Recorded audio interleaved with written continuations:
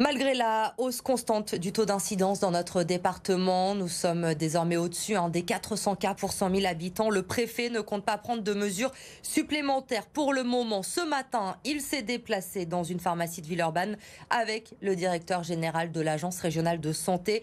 Ils ont rappelé l'importance de la dose de rappel. Amélie Duchamp et Maxime Régnier. Dans cette pharmacie de Cussey, le maire de Villeurbanne s'est fait vacciner comme des centaines d'autres personnes depuis les annonces gouvernementales. On est monté jusqu'à 200 vaccins jour, en moyenne sur le mois de novembre, mais c'est une montée en puissance. En moyenne, on était à 60-70 vaccins par jour, ouverts, donc 6 jours par semaine.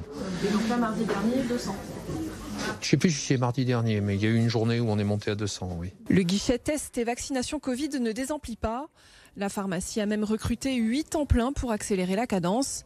Chaque jour, les créneaux de vaccination sont remplis en 10 minutes, à l'image de tous les lieux de vaccination de la région. Toutes dispositions vont être prises pour ouvrir des plages de rendez-vous, pour ouvrir des places en réalité de vaccination. Donc tout sera fait puisqu'il n'y a pas de problème d'approvisionnement en vaccins. Et je suis sûr que toutes les dispositions, on l'a vu avec le pharmacien que nous venons de visiter, toutes les dispositions sont prises pour que les gens puissent se faire vacciner.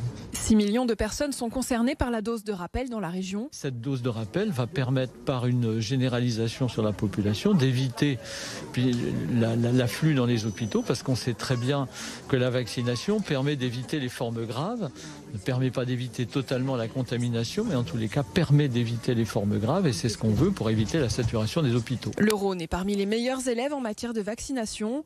95% de la population éligible a actuellement son schéma vaccinal à jour. Reste à savoir si ces chiffres vont se maintenir avec la 3e dose.